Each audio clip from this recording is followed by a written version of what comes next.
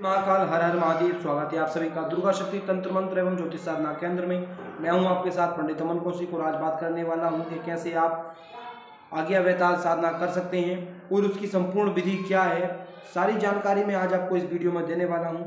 लेकिन उससे पहले यदि आप हमारे आश्रम के साथ में नहीं जुड़े हैं तो चैनल को सब्सक्राइब कर लीजिए और आश्रम के साथ में अभी जुड़ जाइए।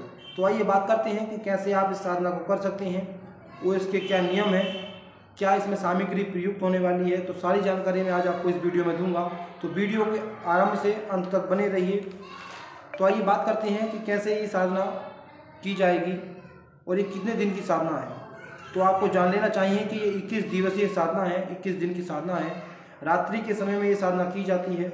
तो आप द्वितीय तिथि के किसी भी माह में द्वितीय तिथि से ये आप आरंभ कर सकते हैं। जो सामग्री इसमें प्रयुक्त होने वाली है, जिसकी ज़रूरत हमें साधना में पड़ने वाली है, वह सामग्री कुछ इस प्रकार है।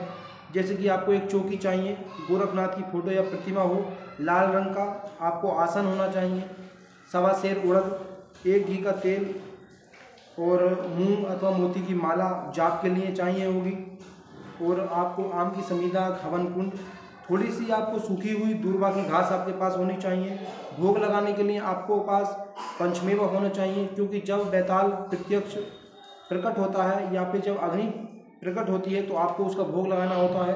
भोग लगाने के लिए आपके पास पंचमेवा होनी चाहिए। बिना सिले हुए आपके लिए वस्त्र होने चाहिए, या फिर जो भी साधक हो उसके लिए वस्त्र होने चाहिए। फल फूल मिष्ठान होना चाहिए गौरी गणेश का पूजन करने के लिए। गंगा जल इस चीज में क्रिया में बहुत ही महत्वपूर्ण है, तो गंगा जल की व्यवस्था आप कर लीजिए। तो ये समस्त सामग्री आप पहले ही व्यवस्था करके रख लीजिए। उसके बाद में आप किसी भी महीने की द्वितीय तिथि से आप ये आज्ञा वैताल साधना प्रारंभ कर सकते हैं। साधना प्रारंभ करने से पूर्व आपको पूर्व दिशा की ओर मुख करके रात्रि के समय स्नान करके लाल रंग का आसन बिछाकर उस पर बैठ जाना है। बैठने के बाद अपने सामने एक चौकी पर श्री गोरखनाथ एवं गौरी गणेश की प्रतिमा को स्थापित करके उनका पूजन करना है। 3 बार जल पी करके आपको आचमन करना है, अपना शुद्धिकरण करना है, गंगा जल से अपने ऊपर छिड़कना है।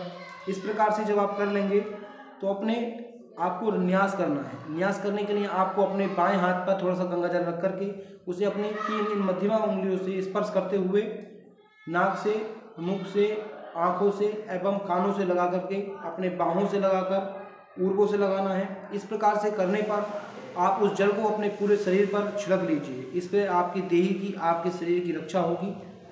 तो न्यास करना भी इस क्रिया में बहुत ही महत्वपूर्ण है। तो आप न्यास कीजिए। न्यास करने के बाद आप श्री गोरखनाथ का पूजन कीजिए, गौरी गणेश का पूजन कीजिए, ताकि आपकी जो साधना है वो निश्चित रूप से निर्विघ्न सिद्ध हो और आपको सिद्धि प्राप्त हो। जब ये आप कर लेंगे, करने के बाद आपको एक घड़े की आवश्यकता भी इसमें पड़ने वाली है। आप पूर्व दिशा की ओर ईशान रूप में एक घड़े को स्थापित करें, उसका पूजन करें। करने के बाद आपकी जो पूजन प्रणाली है वो पूरी हो चुकी है। अब आप आज्ञा वैताल का जो मंत्र है आपको उसका जाप प्रारंभ करना है। मूंगा अथवा जो आपकी मोती की माला आप लेकर के आए हैं उससे आप आज्ञा वैताल का मंत्र जाप करना प्रारंभ करें। 108 बार आपको आज्ञा वैताल का मंत्र का जाप करना है। और प्रत्येक मंत्र के अंत में आपके पास जो उपलब्ध उड़द हैं उनमें से 2-2 दाने आपको हर मंत्र के बाद उस सामने रखी हुई आम की लकड़ी, उसमें जो रखी सूखी हुई दूर्वा घास है उसके ऊपर छोड़ने हैं। इस प्रकार से आपको ये क्रिया करनी है और निरंतर 21 दिन तक, 21 रात्रि तक आपको ये साधना करनी है। तो साक्षात रूप में 20 या 21वें दिन आपको उस समिधा में अग्नि प्रकट हो जाएगी, या फिर उस लकड़ी में साक्षात आज्ञा वैताल प्रकट हो जाएगा। तो उसके बाद आपको पंचमेवा द्वारा उसका भोग लगाना है और उस वैताल से प्रार्थना करनी है कि हे वीर वैताल, आप हमारी जीवा पर वास करें। वैताल का निवास 2-3 स्थानों पर होता है। पहला स्थान आपकी नेत्र, दूसरा आपकी जीवा और तीसरा आपके दाएं हाथ का अंगूठा। तो आप किसी भी स्थान पर जहाँ पर आप वैताल का वास कराना चाहते हैं तो वैताल से प्रार्थना कीजिए कि हे वैताल, आप हमारे अंगूठे पर या फिर नेत्रों में वास करें।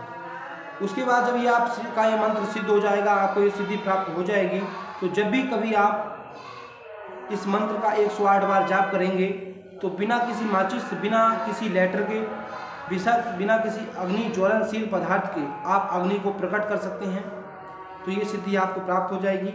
लेकिन इस सिद्धि को प्राप्त करने के लिए भी आपको इसमें कुछ नियमों का पालन करना होगा। इस सिद्धि के बीच में, साधना के बीच में आपको केवल 2 समय ही भोजन करना होगा। तामसिक भोजन का आपको निषेध करना होगा, वर्जित है तामसिक भोजन। यदि आप तामसिक भोजन इस साधना के बीच में करते हैं तो आपकी जो साधना है वो खंडित हो जाएगी। दूसरा, आपको सैया पर नहीं सोना है, आपको ज़मीन पर ही शयन करना होगा, ज़मीन पर ही सोना होगा। तो इस प्रकार से आप ये साधना कर सकते हैं और आपको जब सिद्धि प्राप्त हो जाएगी तो आप आसानी से आज्ञा वैताल को प्रकट कर सकते हैं। और अधिक जानकारी के लिए आप हमारे आश्रम में भी संपर्क कर सकते हैं, लेकिन इससे पूर्व आपका गुरु होना भी आवश्यक है। गुरु मंत्र का भी आपको जाप करना चाहिए, जिससे ही आपकी साधना शीघ्र ही सिद्ध हो जाती है। यदि आपने अभी गुरु नहीं बनाया है तो आप आश्रम से भी दीक्षा ले सकते हैं और मंत्र प्राप्त करने के लिए आप हमारे आश्रम में संपर्क कर सकते हैं। जय श्री महाकाल।